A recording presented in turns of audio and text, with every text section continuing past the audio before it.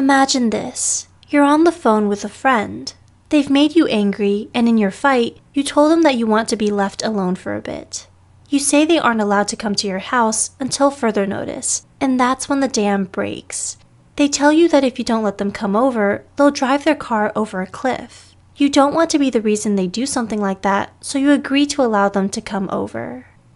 The scenario above is an example of emotional blackmail and is in fact a form of abuse.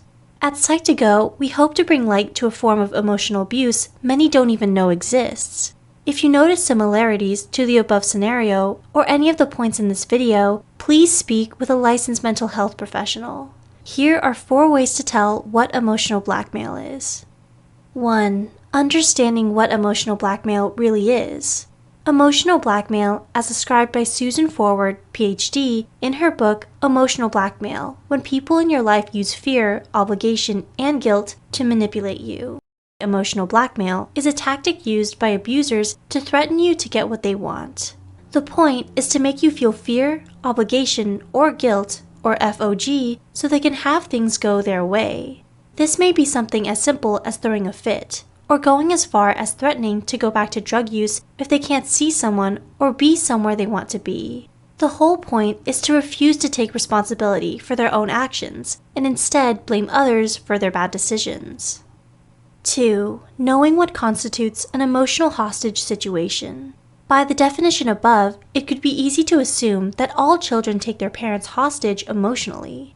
In R. Skip Johnson's article, Emotional Blackmail, Fear, Obligation, and Guilt, Johnson points out that using the term blackmail means that there is forethought from the individual. A child throwing a tantrum in the store to get a toy isn't necessarily emotional blackmail, as they are merely subject-driven and have no concept of the manipulation factor. A teenager exploding emotionally over not being able to borrow the car, then running off to their room with a knife, is an emotional hostage situation. They want to get something and will make it appear that they will injure themselves to get it. 3. Know where your emotional boundaries are. By knowing where your emotional boundaries are, you will be able to tell when someone oversteps them.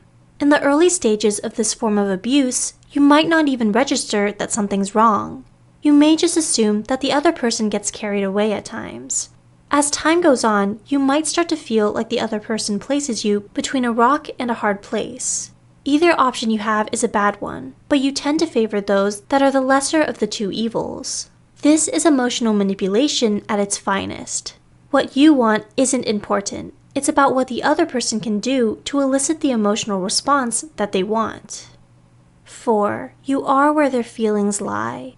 Someone who holds you hostage emotionally will hold you accountable for their feelings. This may take the form of a significant other stating that a breakup from you would cause them to commit suicide. You might see this as them being so in love with you that they would rather die without you. That isn't the case. They are manipulating you to get what they want.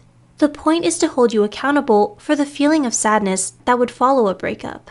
They may be feeling anxious about the relationship, but instead of facing those fears head-on, they force you to carry them.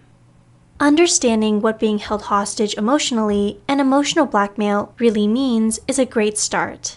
But remember, just because someone makes you feel guilty for something doesn't necessarily mean they are manipulating you. It all has to do with the present situation and past experience.